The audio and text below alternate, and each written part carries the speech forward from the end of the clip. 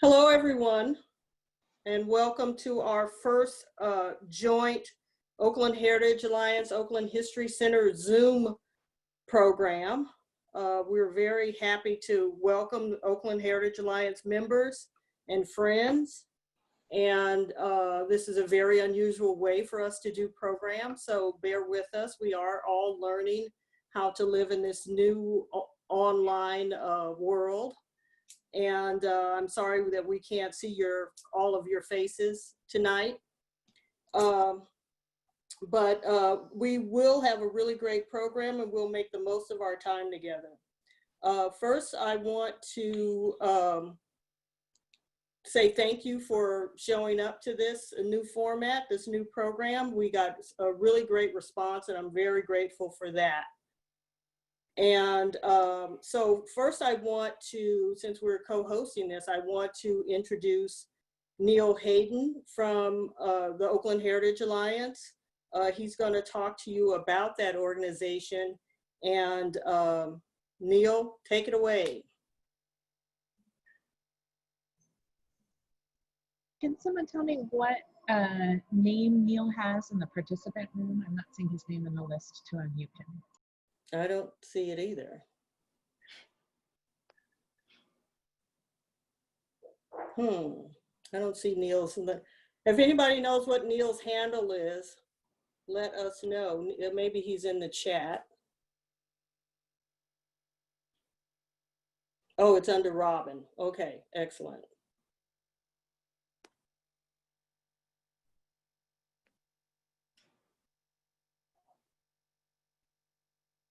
Well, I see Robin. I see any Haydens.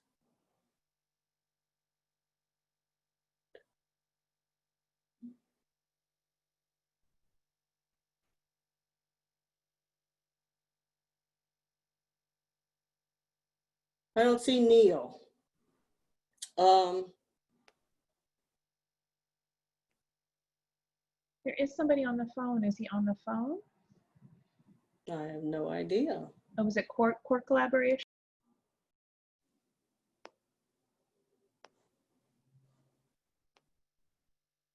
Yeah, I don't know if that's him. In the chat, he said, Court collaboration should be able to speak. All righty. Oh, hooray. Sorry about that, Neil. No, okay, sorry. It was my fault. It was plan B here too. I was supposed to get in on my computer and then I'm under my wife's and hers is core collaboration. So we're here. I'm here. Welcome, Neil. Thank you. Just for those that might not know, that aren't already members or joining us, Oakland Heritage Alliance is a membership-driven preservation advocacy and education nonprofit. And for those of you who are already members, glad to have you on board. Tonight's turnout, I know we had, some 120 plus signed up.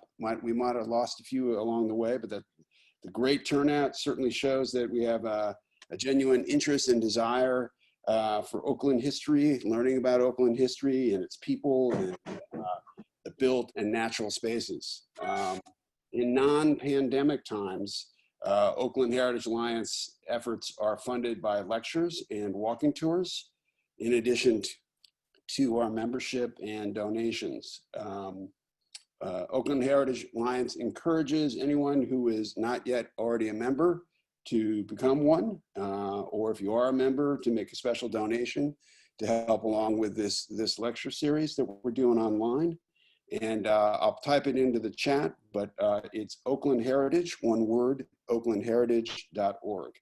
And with that, I'll sign off and thank Oakland Public Library, Dorothy, Emily, and of course, for hosting us and partnering with us tonight.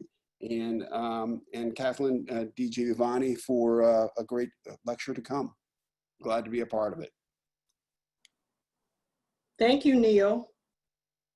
So before I introduce our speaker tonight, I just would like to say that the Oakland History Center, along with the rest of the Oakland Public Library, has been working really hard to transition into this new normal.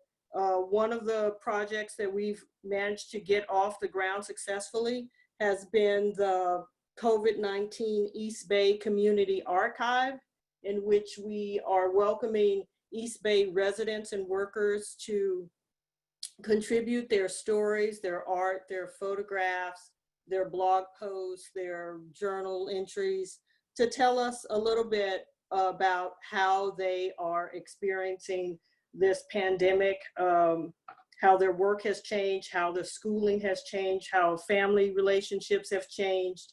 I've put that in the chat tonight. It's up at the top of the chat, and I put the link to it. It's also found on our homepage, our library's homepage. So please contribute to that and share it with your friends. We want to get as representative sample of entries as we can, and it has been decided that these things will be curated and archived in the future, and will be available on our instance on California Revealed.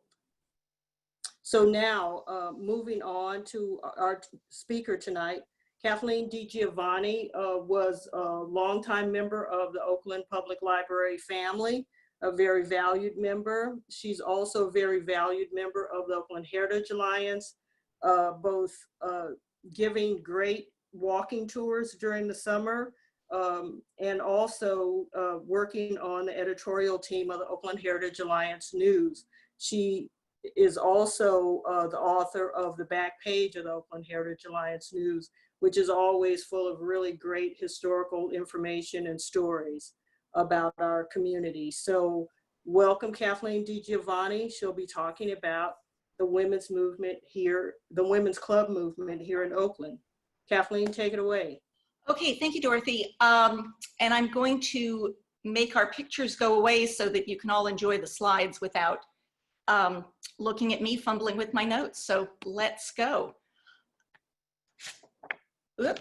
Okay, the topic of our talk today for the advancement of women, the women's club movement in Oakland, is going to be a basic introduction to women's organizations in Oakland: charitable, educational, political, and athletic. We are not going to cover church auxiliaries, of which there are many, or settlement houses or kindergartens, which would make up another talk completely. Where it's appropriate, I'll be mentioning efforts to achieve the vote for women. This month, August, is a significant month in the history of women in the United States. August 26th, a week or so from now, is Women's Equality Day, which marks the centennial of the passage of the 19th Amendment, giving women the right to vote nationwide. In California, women's suffrage arrived in 1911 by a very, very thin majority. It was, you may be interested in knowing, soundly defeated in the San Francisco Bay Area. It was California's rural counties that carried it to victory by a margin of, get this, only 3,587 votes statewide out of more than 300,000 votes cast, a reported average of only 1 vote per California precinct. I'm going to be proceeding mostly chronologically, and I'm going to begin with the 3 earliest of these women's organizations, beginning with the Fabiola Hospital. Okay, slide. Oh dear, we're not going to start with a problem. There we go. Oakland's first private hospital was founded by women in the year 1876. The Fabiola Hospital was established by 18 women who each contributed $50 and a lot of energy to get this hospital started. Its impetus was a street accident in 1876 that was witnessed by Mrs. R.W. Kirkham, as in Kirkham Street in West Oakland. Mrs. Kirkham was distressed by the fact that the injured people in this accident had to be taken to Alameda, which was where the county receiving hospital was at that time, to receive treatment. So she organized a hospital. with her friends. By 1887, the building that you see pictured here had been completed. This building stood at Broadway and Moss Avenue, now MacArthur, where the old Kaiser Hospital building stood until just a few years ago. Fabiola started out as the Oakland Homeopathic Hospital and Dispensary. The hospital later took its name from Saint Fabiola, a 4th century Roman woman who legendarily founded the first ever infirmary. When Fabiola's closure was announced in 1932, the headline in the Oakland Tribune read, "Fabiola ends experiment in feminism." The hospital was staffed with women doctors. The board and management were made up of women. They trained nurses. They hired visiting nurses. They hired dietitians in their kitchens. People who came to Fabiola were treated whether or not they could pay. The hospital was done in by the Great Depression, when donations to the hospital dwindled to an unsustainable level. And by that time, Oakland had many other hospitals, from the Highland Hospital to the Sisters of Providence on Pill Hill, to the East Oakland Hospital, and a bunch of others. Within the Kaiser complex on MacArthur, the 1993 Fabiola, or 1993 Fabiola office building on Moss Avenue holds on to the memory of these Oakland feminist pioneers.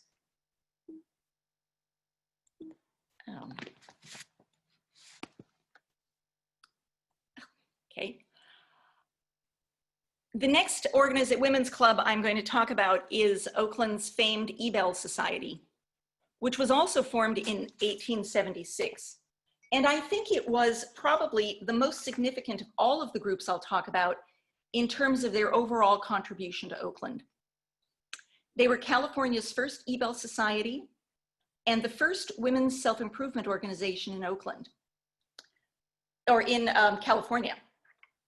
At one time, before its closure, the Oakland Ebell Society was also the oldest continuously operating women's organization west of the Mississippi River, and the second oldest women's cultural organization in the entire United States.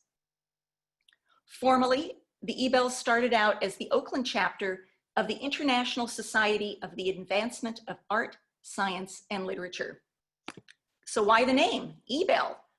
Who was that? According to research done by Dennis Evanosky and published in the Oakland Heritage Alliance newsletter in 2011 and 2012, great articles if you can track them down, Adrian Ebell was born in Ceylon, today's Sri Lanka, in 1840 into a family of missionaries and Dutch colonial officials.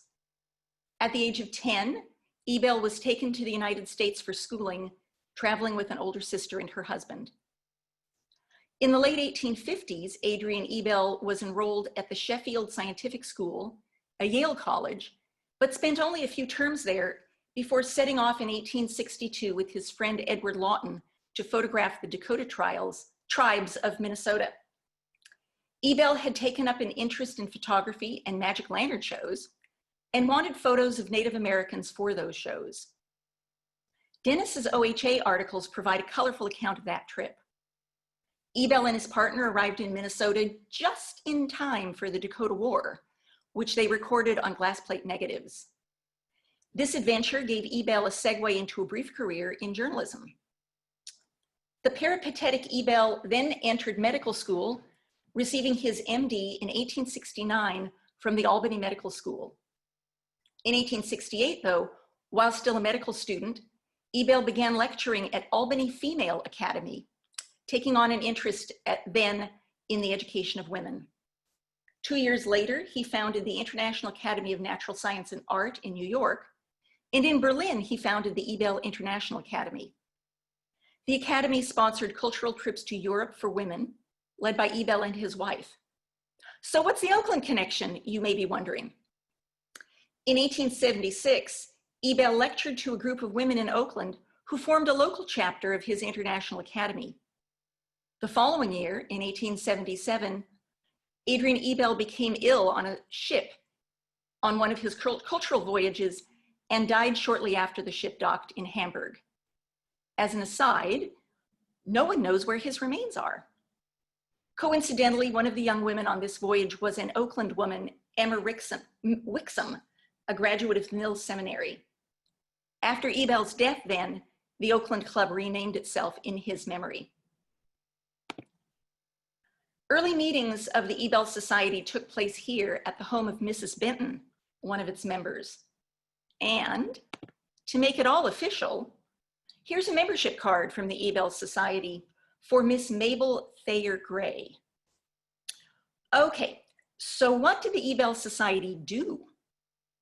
In keeping with its origin in Albany, New York as a natural history society, the Ebell Society had as its primary goal the continuing education of women.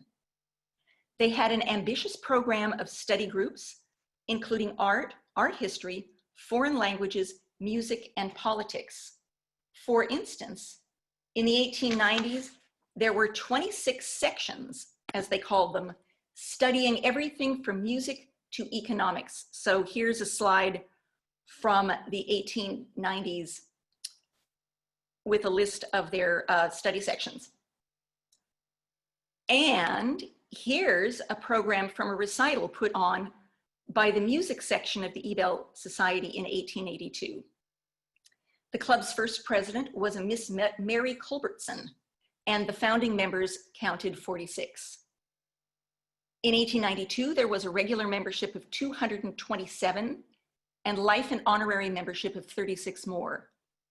And 8 years later, in 1900, there were 447 members of the club. They carefully documented their work in annual reports like this one that is in the collection of the Oakland History Center. There was hardly an effort in Oakland that they didn't have a role in.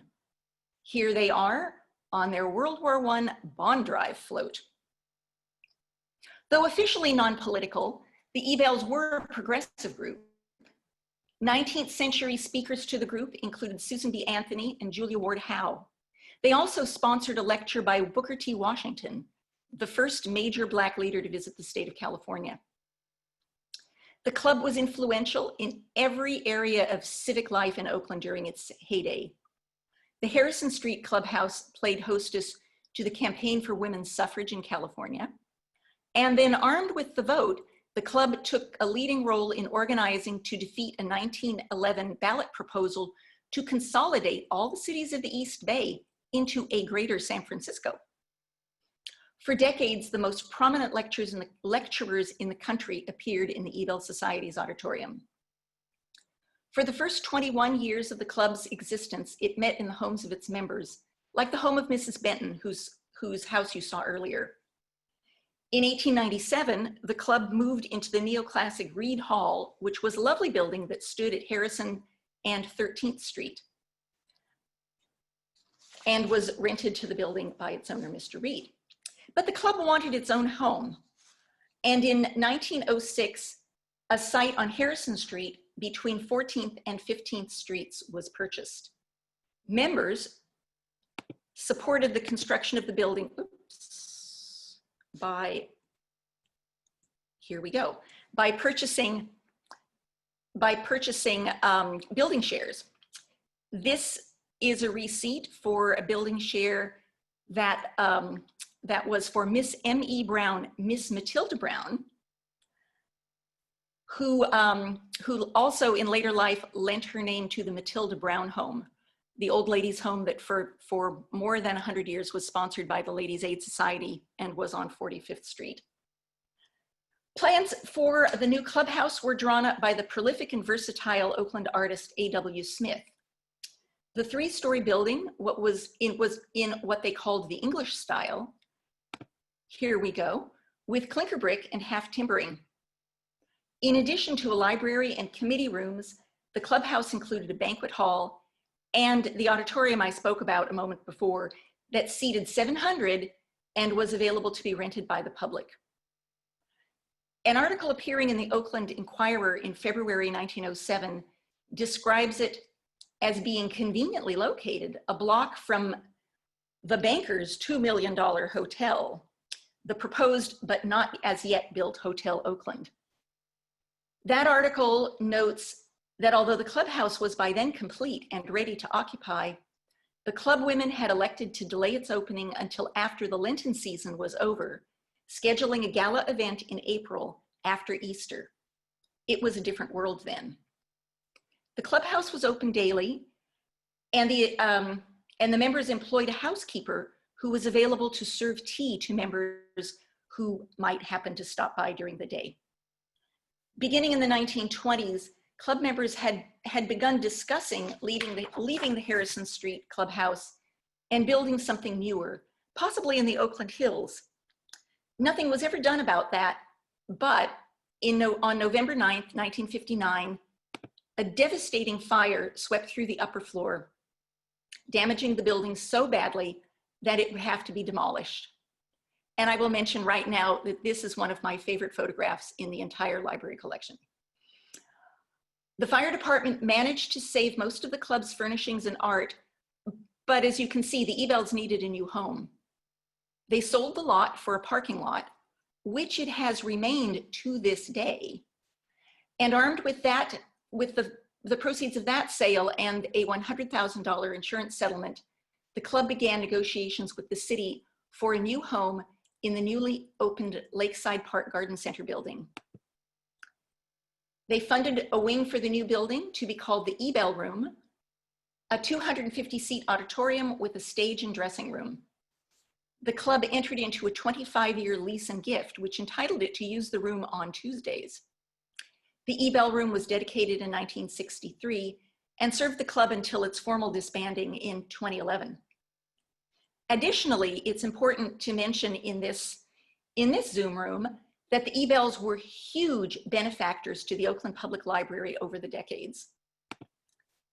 Here you see the lot where the old main library, now AMLO, sits at the corner of 14th and Grove Streets. The Ebell Society paid for the option on the land at 14th and Grove that was to become the main library when the city would not buy the property, preferring to turn over a downtown park to the site instead. This was in 1899. After paying for the option to purchase the lot, the club women then ran the fundraising campaign to secure the money to buy the land. Through their efforts, $20,000 was raised in around a month for the site. These two slides, this one, many checks go to the Ebell, and this one, document their efforts. These clippings are in the library's beautiful scrapbooks from this period. So, next. Andrew Carnegie had granted the city $50,000 for this library, which was to cover all expenses except the land, which we know the Ebell Society took care of raising the money for. In the end, though, and after spending all that money, the city refused to pay to outfit the children's room in this new library. Note that the city has, at this point, not paid a single dime from the city's treasuries to support this new building. Ebell sprung into action again, raised an additional $5,000, hired its own architect, and provided all the furnishings so the room could open in 1904. I like this photograph because the children's room of that main library is now the reference department at the African American Library, Museum and Library. This room was beautifully restored with FEMA funds following the Loma Prieta earthquake. And except for those fabulously well-behaved children, it really still looks like that today.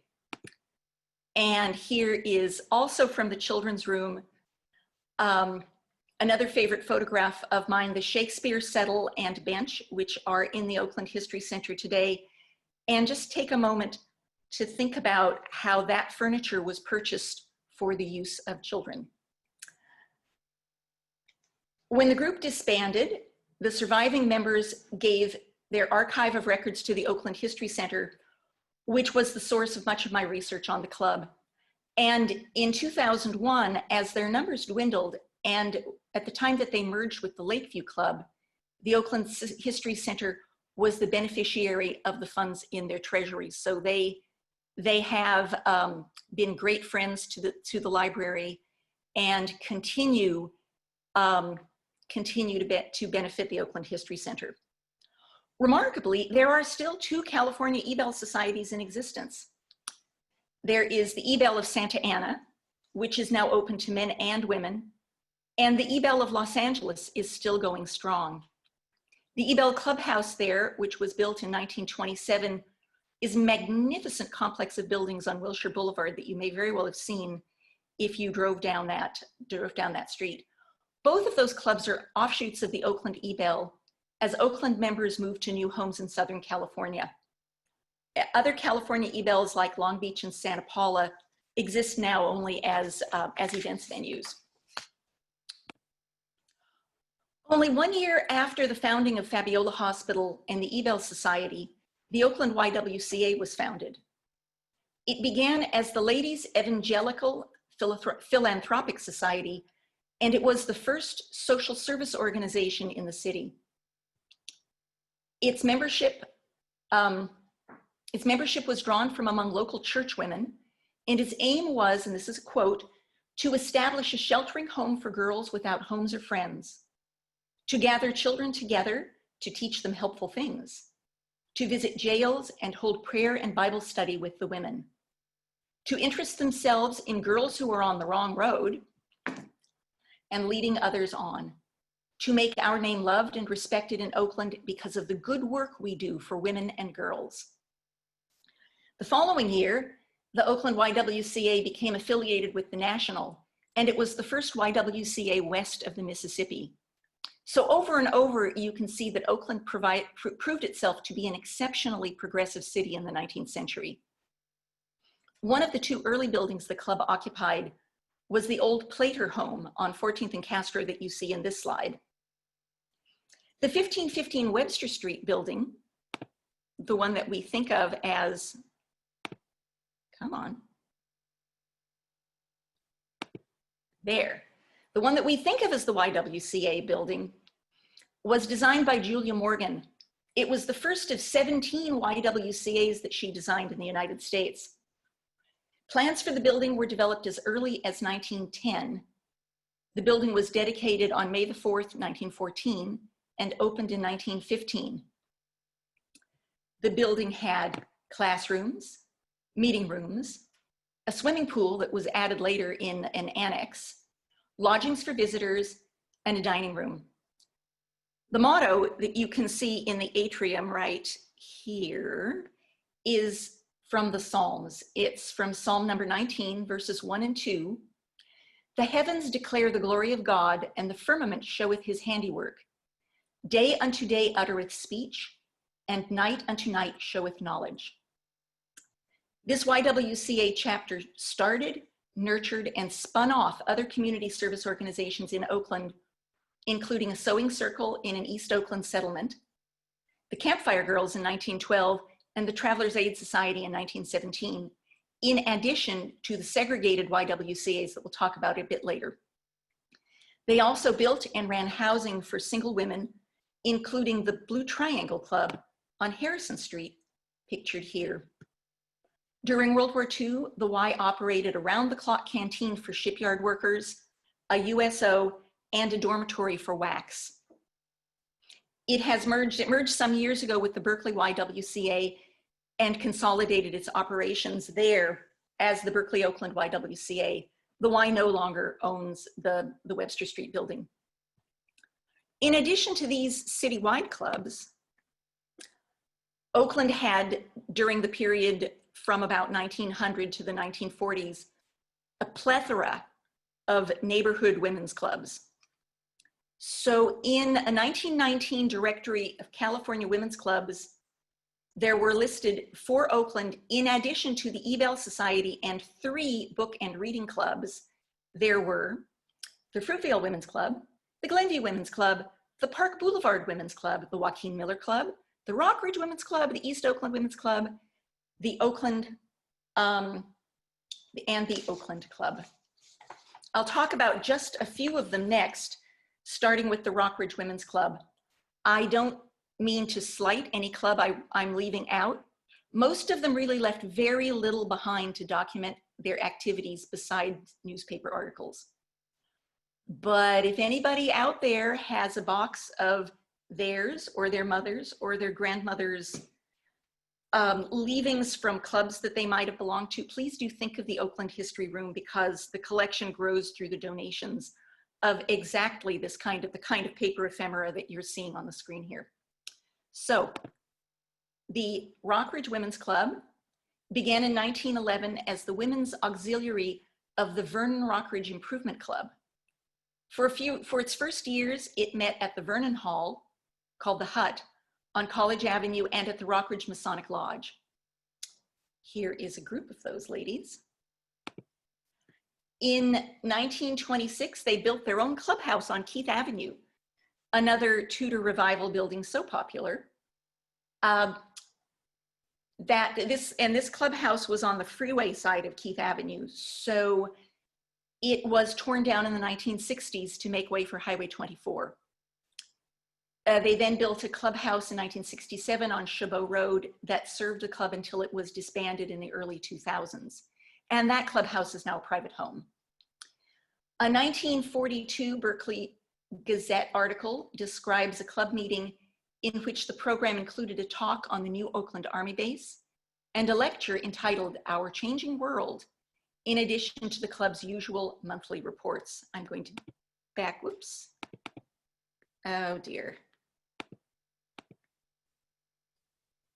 Oh, now I've outfoxed myself.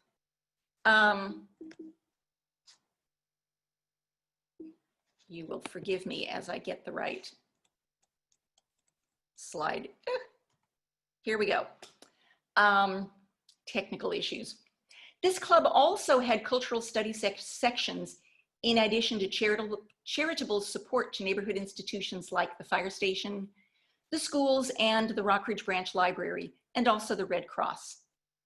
In the early years, according to the club's history, they campaigned against a saloon opening near one of the schools. And when the club disbanded, the Oakland History Center received their decades of meticulously kept records. Up in the Hill area, there also was the Montclair Women's Club. Here is their building as it formerly appeared. The club started in 1923 as the women's auxiliary of the Montclair Improvement Club. 19 women were its founding members in what was then a still fairly rural Hill area. By 1925, they were independent of the men's group and had affiliated with the California State Federation of Women's Clubs. With the Ebell Society as a model, again, they had a program of study sections. Original sections included bridge, drama, choir, and nature study. Later sections were devoted to book reviews and world affairs. In 1948, there were 10 separate sections, including one devoted to Red Cross support. The club supported a number of neighborhood improvement causes, including the schools, the Red Cross, and the library. You're going to see how all this sort of rhymes. Fundraising events in the 40s, as described in the Montclarian newspaper, included a hobo dinner and a sewer party in 1941. One Montclair Women's Club member reminisced in a 2003 Montclarian article noting their 80th anniversary that they took up a Halloween candy drive every year, and they donated the hundreds of pounds of candy received to the Sonoma Valley Hospital, which was then a home for developmentally disabled children. They also raised money to help support nursing students. Unfortunately, this club's early records were lost to fire in the clubhouse and to flooding. And I will make an additional pitch here. If anyone knows where any extant records are being stored, the Oakland History Center wants to know. At one time, this club had a membership that topped 200 with a years-long waiting list, but by 2000, its members had dwindled to about 50. The clubhouse was sold in 1996, where it had a continuing existence as the Rockridge Women's Cultural Center, at a very popular events venue in Oakland, and meetings of the club continued at the Lakeside Park Garden Center for a small but continuing membership, and still affiliated with the California Federation of Women's Clubs. The clubhouse building, which is quite significantly changed on the exterior, and I'm sure the interior too, now functions as a bilingual preschool. And then we have, not super interesting slides here, but then we have the Fruitvale and Upper Fruitvale Women's Clubs, which I think are significant because they helped to found the Diamond Branch Library by supporting in 1914 what was called the Upper Fruitvale Station. Library stations at that time were different from full-service branches in as much as they were often housed in churches or in little corners of schools or small storefronts, and they were not staffed by library staff members. Typically, they were volunteer run. So this club fully funded, supplied, and staffed this library in the Upper Fruitvale Diamond neighborhood for a full year before the library took it over in January of 1915. They took a strong interest in neighborhood development. They thanked the County Health Commissioner in 1912 for his work. They also had an interest in health, particularly tuberculosis, and education. In fact, there was enough interest in that neighborhood that a San Francisco Call article in February of 1912 noted that there were 3 active women's clubs in the Upper Fruitvale area alone: the Upper Fruitvale Civic Improvement Club, the Fruitvale Women's Improvement Club, and the Laurel Club, and they were all holding a joint membership drive at that time. As clubs that were made up of white women grew between 1900 and 1940, so did clubs founded by African American women in Oakland. As with the clubs already discussed, and I'm quoting here Don Hausler's terrific book, Blacks in Early Oakland, this is a quote, "The attraction is easy to understand when viewed in the context of the times. Women's clubs offered middle-class married women an opportunity to become involved in the various social and civic activities associated with club life. The clubs provided an outlet for the energies and ambitions of talented women in an age when respectable ladies did not pursue a career." So there were a bunch of these African American women's clubs. The Art and Industrial Club, funded in 1906, the Mothers Charity Club in 1907, the Imperial Art and Literary Club in 1912, the Elmhurst Progressive Club also in 1912.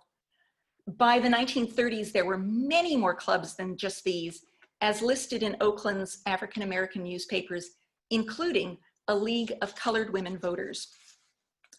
The Northern California Federation of Colored Women's Clubs was organized by an Oakland woman, Mrs. Elizabeth Brown, who was also very significant to the operation of the Aged and Infirm Colored People's Home out in Beulah, now part of the Mills College campus. The Northern Federation was the group that founded the Fanny Wall Home in West Oakland in 1914, a home for destitute, poor minor orphans of both sexes, and also destitute working girls. It was opened as the Northern Federation Home and Day Nursery, and later renamed to honor Mrs. Fanny Wall, an Oakland woman who was active in African American women's clubs and who died in 1944. The Fanny Wall Home continues to exist out in West Oakland. Since 1978, it has been a Head Start center. The ladies you're looking at in this slide here are the ladies of the Fanny Jackson Coppin Club, founded in 1899 by women of the Beth Eden Baptist Church in West Oakland. It was named for Fanny Jackson Coppin, an Oberlin graduate, a missionary to Africa, and a prominent African American educator in the 19th century. In fact, Coppin State College and HBCU in Baltimore, Maryland is named for her. And according to Don Hausler's Blacks in Early Oakland, this club was probably the first Black women's club to be established in Oakland. At any rate, it was the first to be documented. Their stated objective was to develop musical and literary inclinations of its members and work for the interests and uplift of humanity. Later on, the club branched out into other activities such as, and here's another quote, entertaining strangers of note who should from time to time visit the city. In other words, to put up prominent visitors to the city who were barred from lodging in the area's segregated hotels. They also worked on tutorial help for African American students and producing literary and musical programs showcasing the talents of African Americans. For instance, the club sponsored performances by Roland Hayes, the internationally renowned Black tenor. Prominent members of this club included the journalist and historian Delilah Beasley, local activists Hetty B. Tilghman and Willa Henry, and Mrs. Julia Shorey, wife of Captain Shorey of West Oakland. The club's motto was, "Not failure, but low aim is the crime." Next, we see members of the Linden Street YWCA. So I mentioned a little earlier that the Oakland YWCA had spun off segregated chapters. The Linden Y was one of them. It came into existence at a time when, as I mentioned, the YMCA and the YWCA encouraged separate branches in the African American community. And yes, there was also a Black YMCA, which was founded in 1927. The Linden Branch began in 1920. Its founders included Mrs. Hetty B. Tilghman, Mrs. Melba Stafford, and Mrs. Willa Henry. The Y took its name from its location at 828 Linden Street in West Oakland. It became an official branch in 1923. By 1938, it had more than 600 members. The Linden Branch was an important community center offering religious training, recreation activities, adult education, counseling, there we go, counseling, vocational training, cultural events, including literary instruction, musical events, and art classes. During the Great Depression, the Linden Branch provided full-service job placement services and welfare services to the African American community. It was integrated into the larger YWCA in 1944 when the Y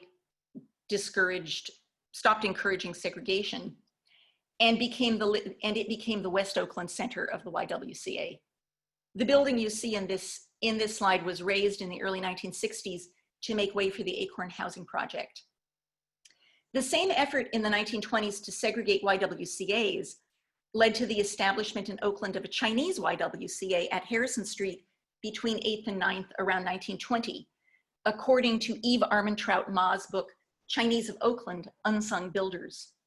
She wrote that in the 1920s, this YWCA branch sponsored fundraising events for the Ywca Chinese Language School. There is very little documentation out there about this chapter. It appears in Oakland city directories between 1922 and 1928, listed variously as the Chinese branch or the Oriental branch.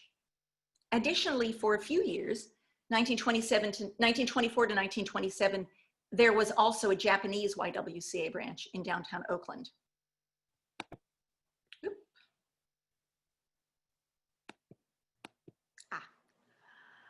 So this is a slide of the 1946 membership dinner of the Chinese Young Women's Society of Oakland.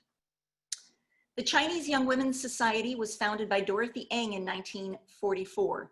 Mrs. Eng is here, third from the left. She and her friends from the Chinese Presbyterian Church started and ran a hospitality center for Chinese American soldiers during World War II. It was also called the Oak Chai Center and was located in the Lincoln Clubhouse on 11th Street. The original core group of members recruited bunches of other young women to participate, and the club mostly was for dancing and socializing on Saturday evenings with Chinese American soldiers and local young women, but all very modest and chaperoned. Mrs. Eng later described it as a sort of finishing school for girls in Chinatown. One of the young women in the photo, right here, front left, is March Fong, who later, as March Fong Yu, served in the California State Assembly, and when she was elected to the office of Secretary of State in 1974, became the first ever Asian American woman elected to constitutional office in the United States. Her career was launched from this group. After the war, the group helped Chinese war brides acclimate to life in the United States. The Chinese Young Women's Society, over the years, funded 27 college scholarships to local women before it disbanded on its 50th anniversary in 1994. And next.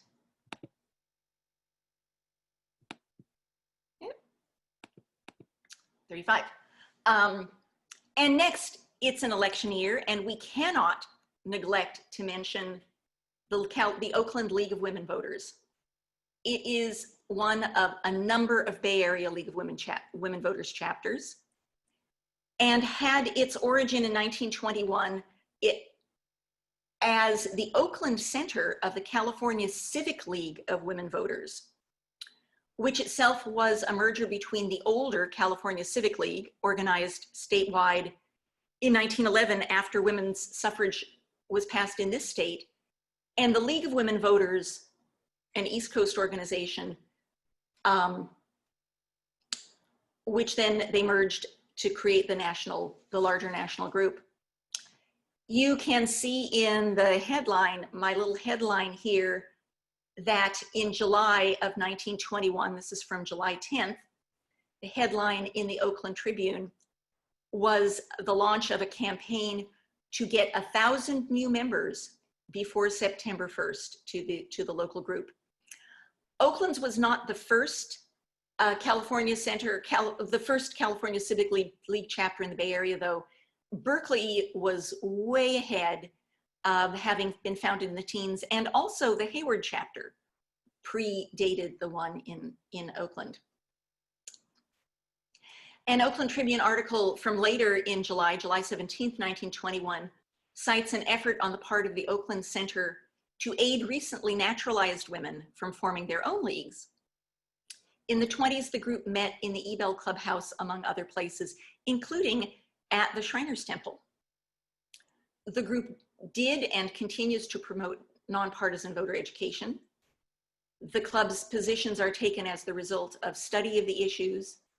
They publish Who Represents Oakland, now online, and the Smart Voter Guide. They have an active agenda of programs, so check out their website in this important election year. Next, I will, oh my goodness, I'll talk faster.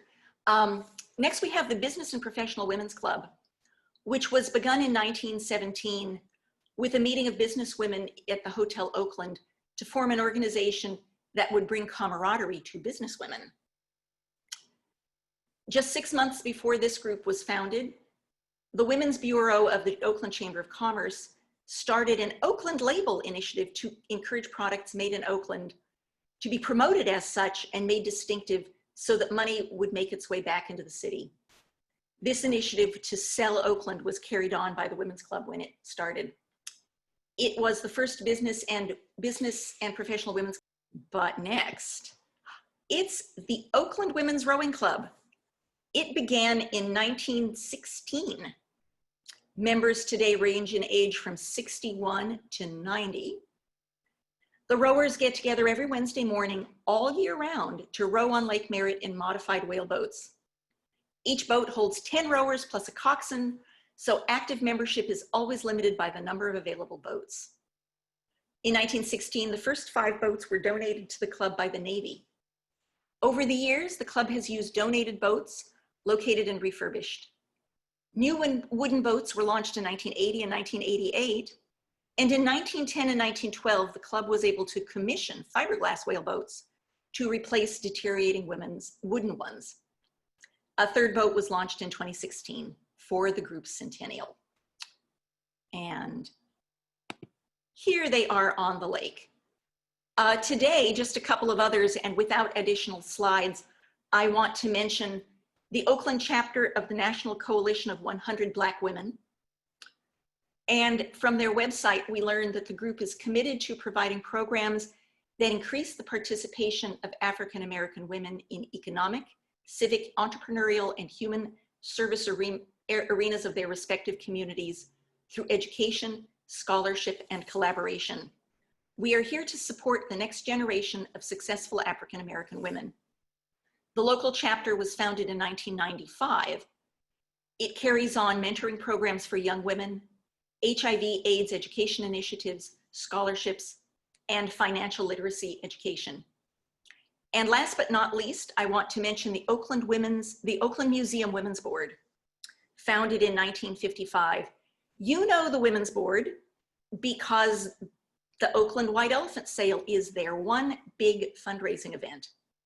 Over the years, the White Elephant Sale has raised $27 million for the museum.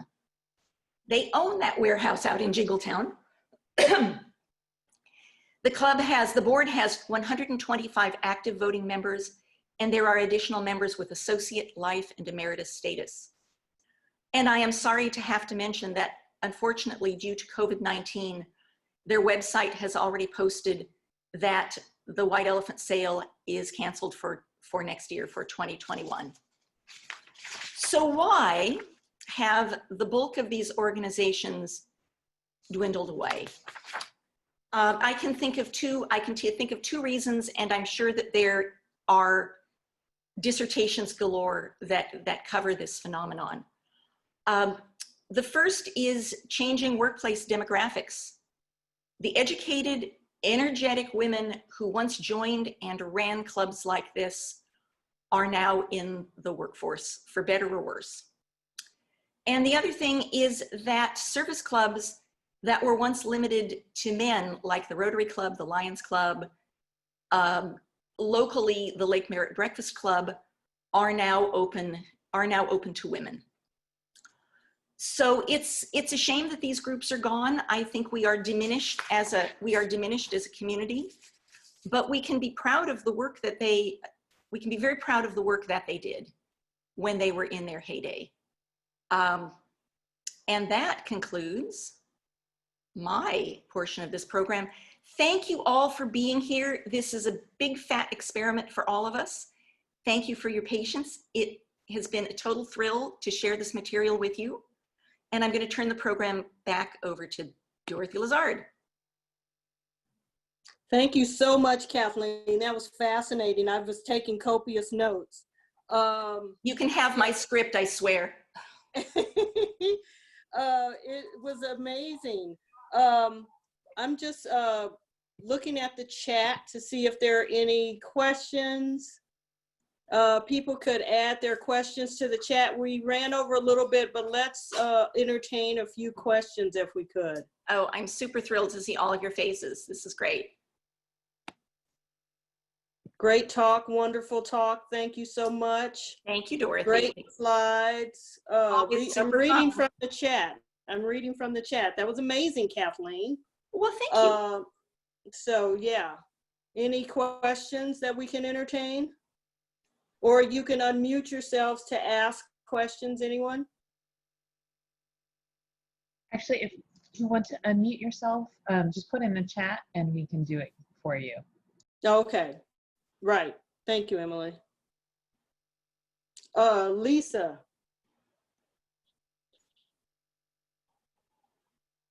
Okay, Lisa has her hand raised. Lisa Heyer. Can we unmute Lisa? I think so. Lisa, can you unmute yourself? Looks like she's unmuted. Maybe not.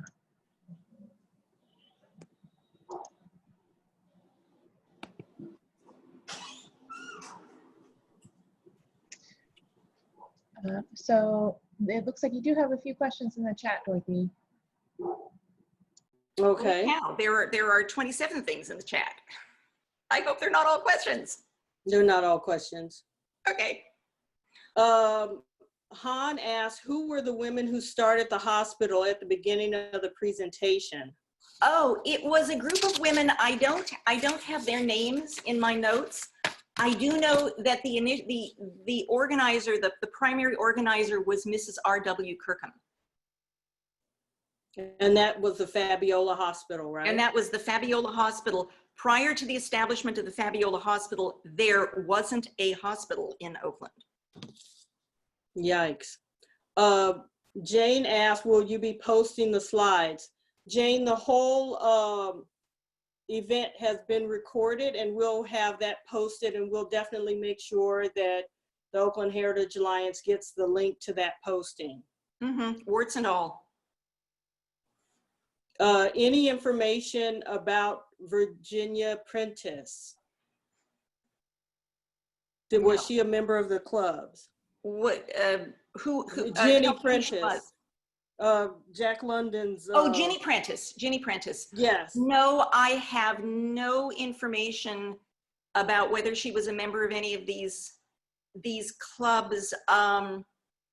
For a lot of them, the records haven't been preserved, which is a shame. I imagine that that in various places in Oakland and beyond, people have records from these clubs stashed away, and they don't know what their value is to the community. Is someone else, Kathleen? I'm sorry, go on. No, go ahead. Someone else asked, what about Italian women's clubs? In your research, did you find out about any Italian women's clubs? You know, I have not researched that. That is a terrifically interesting avenue for research. But no, I didn't. And I will tell people that this is actually a shortened version of the talk because we had only an hour. I mean, I think this topic is endlessly interesting and could blab on. I could talk about this endlessly, but we have an hour, so. Right. No, I don't know. I think that that's a super interesting area for further research. I am sure there were other ethnic women's organizations. There were probably Japanese American clubs and other Chinese American clubs besides the ones that I've mentioned.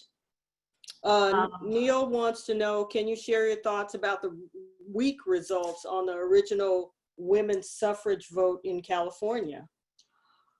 I think that I'm not a scholar of the suffrage movement. I wonder if anybody in the program is.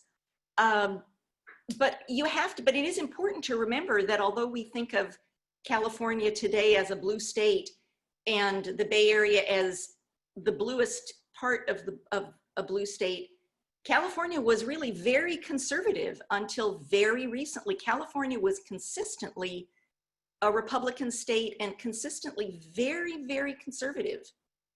And you know, even women had mixed views about women's suffrage.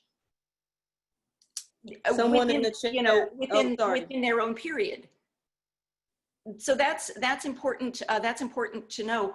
I thought it was tremendously interesting to learn that the measure in 1911 was carried by the rural counties. Yeah, that's amazing. Yeah. Someone in the chat says they believe the Colombo Club has a women's auxiliary, and that's something to dig around in. Oh, that's an interesting thing. Yeah. I was mostly not researching women's auxiliaries, but groups that spun off and were separate from the original groups. So, for instance, the Montclair Women's Club and the Rockridge Women's Clubs were spun off from the men-only improvement associations that started out as these neighborhoods developed. And I'll answer this one. Catherine wants to know, are any of the records you showed digitized? A few of the images are, and maybe they'll be available on California Revealed. That is a possibility. We'll look into that. That is a possibility. There is a great deal of digitization left to be done. I will hasten to remind researchers everywhere that it ain't all on the internet. Absolutely. So yeah, the research for this is prompted by my own strong interest in the Women's Club movement. And I spent a lot of time poking around through the Oakland History Center's resources. All right, well, I'm going to just say a few more words before we end. Just gonna look at the chat one more time.